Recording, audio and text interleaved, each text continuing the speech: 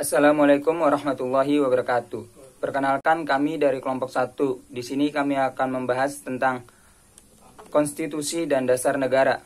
Sebelum kita lanjut ke materi, akan memperkenalkan anggotanya terlebih dahulu. Saya Manatri Cahyani. Saya Injelika Grisha Laura. Saya Dinda Febriski Komaraputri. Saya Farlasani Rizky. Reza Abbas. Selanjutnya kita masuk ke pembahasan. Bahasan yang pertama yaitu pengantar konstitusi. Di dalam pengantar konstitusi terdapat pengertian konstitusi. Konstitusi berasal dari bahasa Perancis, yaitu constituer, yang artinya membentuk. Secara umum, konstitusi mempunyai arti keseluruhan dari semua ketentuan-ketentuan dasar atau hukum dasar, baik secara tertulis maupun tidak tertulis. Secara umum terdapat dua konstitusi. Yang pertama ada secara tertulis, dan yang kedua ada secara tidak tertulis. Contoh dari secara tertulis yaitu ada Undang-Undang Dasar Negara Republik Indonesia tahun 1945, ada Undang-Undang Dasar RI, dan ada Undang-Undang Dasar Sementara.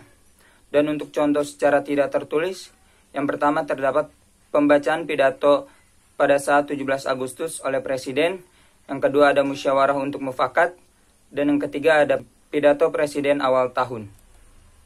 Selanjutnya ada sejarah konstitusi. Saya di sini akan menjelaskan sedikit sejarah singkat dari konstitusi, dimulai dari sebelum kemerdekaan. Undang-Undang Dasar 1945 dirancang sejak 29 Mei 1945 oleh Badan Penyelidikan Usaha Kemerdekaan Indonesia atau biasa kita sebut BPUPKI, yang diketuai oleh Rajiman Widyodiningrat. Naskah rancangan Undang-Undang Dasar 1945 Indonesia disusun pada masa sidang kedua BPUPKI tanggal 10 sampai 17 Juli tahun 1945. Pada tanggal 18 Agustus 1945, PPKI mengesahkan Undang-Undang Dasar 1945 sebagai Undang-Undang Dasar Negara Republik Indonesia. Pengesahan undang-undang tersebut dikukuhkan oleh Komite Nasional Indonesia Pusat atau KNIP yang bersidang pada tanggal 29 Agustus tahun 1945. Dan ini sejarah sesudah kemerdekaan. Pada tanggal 18 Agustus 1945 sampai 27 Desember 1949, itu merupakan penetapan Undang-Undang Dasar tahun 1945 untuk pertama kali. Periode 27 Desember 1949 sampai 17 Agustus 1950 itu merupakan penetapan Konstitusi Republik Indonesia Serikat. Periode 17 Agustus 1950 sampai 5 Juli 1959 itu merupakan penetapan Undang-Undang Dasar Sementara tahun 1950. Dan yang terakhir, periode 5 Juli 1959 sampai sekarang, penetapan berlakunya kembali Undang-Undang Dasar 1945.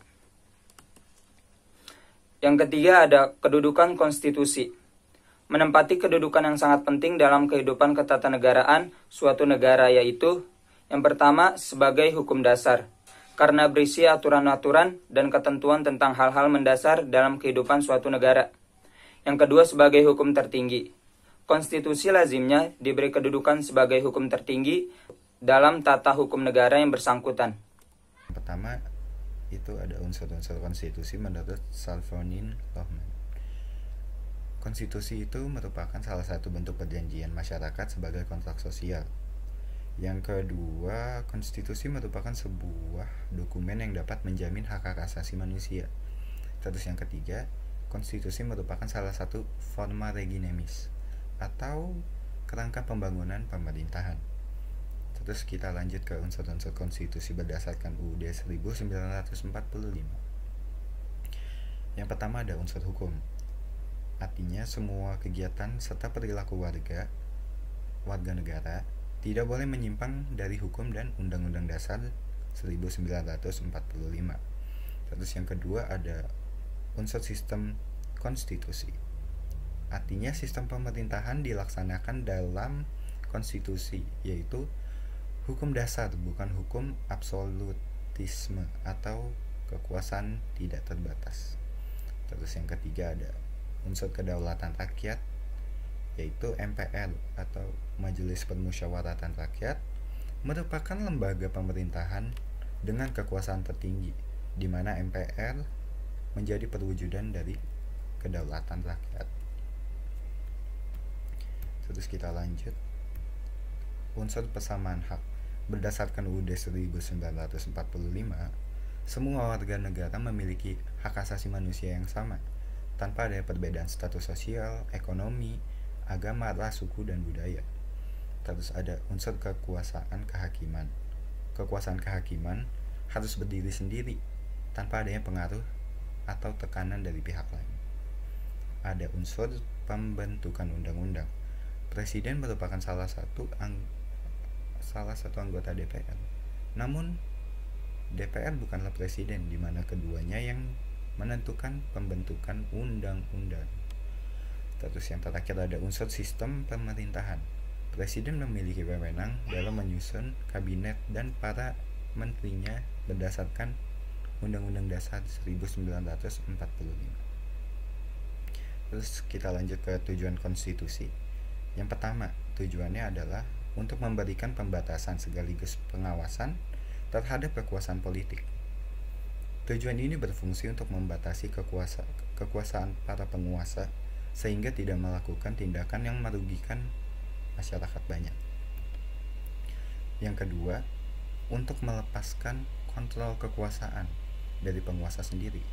Bisa juga memberikan perlindungan terhadap hak asasi manusia, sehingga dengan adanya konstitusi, maka setiap penguasa dan masyarakat wajib menghormati hak asasi manusia dan berhak mendapatkan perlindungan dalam melakukan haknya. Nah, terakhir, mengapa konstitusi dibentuk? Menurut James Bryce, konstitusi dibentuk karena 4 sebab. Yang pertama, keinginan warga negara untuk menjamin hak-haknya tak kala haknya terancam. Yang kedua, keinginan dari salah satu pihak, entah warga negara ataupun dari penguasa yang berharap memenuhi keinginan rakyat. Yang ketiga, keinginan dari pihak-pihak membentuk masyarakat politik baru untuk memperoleh cara pemerintahan dalam bentuk permanen dan dapat dipahami oleh warga negara. Yang keempat, itu keinginan dari komunitas-komunitas terpisah atau komunitas luar untuk menjamin adanya aksi bersama yang efektif. Sementara pada saat yang sama mereka juga berharap bisa mempertahankan kepentingannya dan hak-haknya sendiri secara terpisah. Saya akan menjelaskan mengenai fungsi konstitusi bagi suatu negara. Fungsi konstitusi menurut Charles Frederick Strong yaitu untuk membatasi kesewenangan tindakan pemerintah untuk menjamin hak-hak yang diperintah dan merumuskan pelaksanaan kekuasaan yang berdaulat. Oleh karena itu, setiap konstitusi senantiasa memiliki 2 fungsi, yaitu berfungsi sebagai dokumen nasional dan sebagai piagam kelahiran negara baru. Konstitusi sebagai dokumen nasional mengandung perjanjian luhur, berisi kesepakatan-kesepakatan tentang politik, hukum, budaya, ekonomi, kesejahteraan, dan aspek fundamental yang menjadi tujuan negara. Konstitusi sebagai piagam kelahiran negara baru merupakan bukti adanya pengakuan masyarakat internasional, termasuk untuk menjadi anggota PBB, karena itu kepatuhan suatu negara terhadap hukum internasional, ditandai dengan adanya ratifikasi terhadap perjanjian-perjanjian internasional. Saya akan melanjutkan penjelasan dari Yuni Puspitasari, yaitu fungsi konstitusi bagi suatu negara. Fungsi konstitusi lain bagi suatu negara. 1. Konstitusi sebagai sumber hukum tertinggi. Konstitusi mengatur maksud dan tujuan bentuknya suatu negara dengan sistem administrasinya. Konstitusi tidak saja mengatur pembagian dan pemisahan kekuasaan dalam lembaga-lembaga politik seperti legislatif, eksekutif, dan yudisial, akan tetapi juga mengatur tentang penciptaan keseimbangan hubungan antara aparat pemerintah pusat dan daerah. Kedua, konstitusi sebagai alat untuk membatasi kekuasaan. Konstitusi dapat mengendalikan perkembangan dan situasi politik yang selalu berubah, serta berupaya untuk menghindarkan adanya penyalahgunaan kekuasaan. Yang ketiga, konstitusi sebagai perlindung HAM dan kebebasan warga negara, meliputi A. Konstitusi dapat memberikan perlindungan terhadap hak-hak asasi manusia serta hak-hak kebebasan warga negara. B. Dapat mengatur hubungan kekuasaan antar organ negara. C. Memberi atau sumber legitimasi terhadap kekuasaan negara ataupun kegiatan penyelenggara negara. D. Penyalur atau penggali kewenangan dari sumber kekuasaan yang asli, yang dalam sistem demokrasi adalah rakyat, kepada organ negara. D. Ada simbolik sebagai rujukan identitas dan keagungan kebangsaan. Dan F. Simbolik sebagai upacara. Akan menjelaskan tentang materi muatan di dalam konstitusi. Yang pertama itu ada pembukaan. Mengenai suatu konstitusi atau undang-undang dasar dapat dikatakan bahwa suatu pembukaan berisi lebih daripada alasan pembentukannya. Oleh karena itu, konstitusi dikatakan sebagai sumber pertama dari hukum tata negara yang mendasari undang-undang biasa, bahkan mendasari seluruh kehidupan ketatanegaraan dari suatu negara. Maka layak dikatakan apabila dalam pembukaan suatu konstitusi termuat juga dasar-dasar bagi berdirinya negara yang terkait. Mengingat sifat konstitusi sebagai hukum dasar yang mendasari segala hukum yang berlaku di dalam negara, maka layak pula jika pembukaan suatu konstitusi juga memuat filsafat hukum yang dianut di dalam negara itu sendiri. Lief Orgat, seorang peneliti, membagi definisi pembukaan suatu konstitusi ke dalam terminologi formal dan substansif. Menurut terminologi formal, pembukaan merupakan suatu pengantar untuk mengenal konstitusi yang biasanya ditandai dengan kata pembukaan atau alternatif lainnya. Klasifikasi formal ini menyediakan sarana identifikasi posisi pembukaan yang ringkas dan teknis. Sedangkan secara substansif, pembukaan berisi sejarah di balik perumusan suatu konstitusi, prinsip-prinsip, dan nilai-nilai fundamental. Lief Orgat menambahkan bahwa materi muatan pembukaan dapat diklasifikasikan ke dalam 5 kategori, yaitu kedaulatan, sejarah, tujuan dan cita bangsa, identitas nasional, serta agama atau ketuhanan. Yang kedua, ada isi konstitusi. Mr. J.G. Steinbeck memberikan gambaran secara jelas apa yang seharusnya menjadi isi dari konstitusi. Pada pokoknya, konstitusi berisi hal 3 inti, yaitu yang pertama, adanya jaminan terhadap hak-hak asasi manusia dan warga negaranya. Yang kedua, ditetapkannya susunan ketatanegaraan suatu negara yang bersifat fundamental. Dan yang ketiga, adanya pembagian dan pembatasan tugas dan ketatanegaraan yang juga bersifat fundamental. Selanjutnya saya akan membahas materi mengenai materi muatan konstitusi Indonesia sebelum amandemen dan sesudah amandemen. Materi muatan konstitusi Indonesia sebelum amandemen, yang pertama itu adalah hak asasi manusia. Hak asasi manusia terdiri dari 2 macam. Yang pertama itu adalah hak asasi manusia klasik, dan yang kedua adalah hak asasi manusia sosial.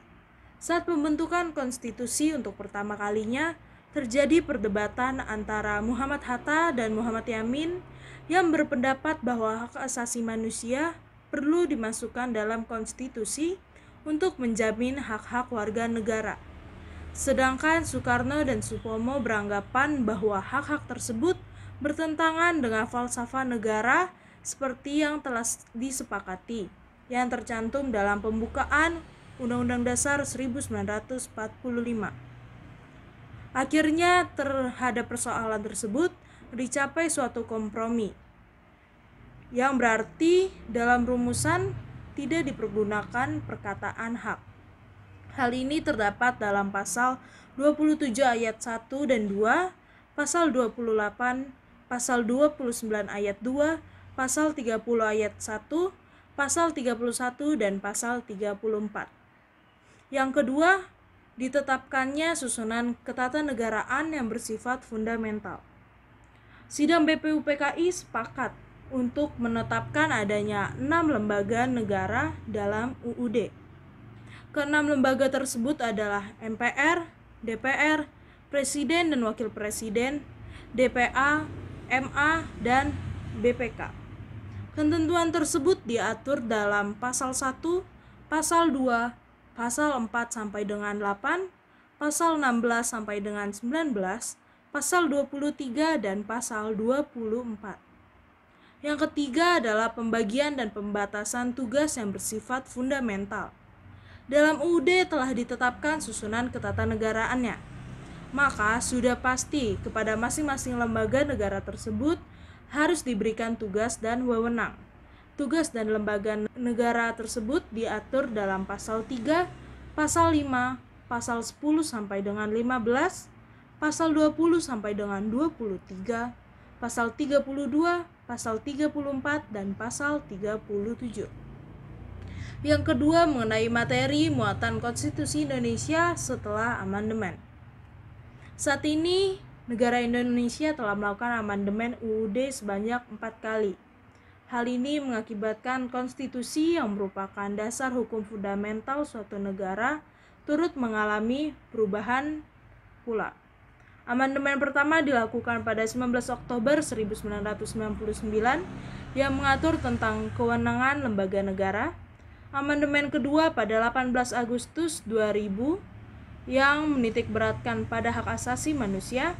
Amandemen ketiga pada 9 November 2001 dan amandemen keempat pada 10 Agustus 2002.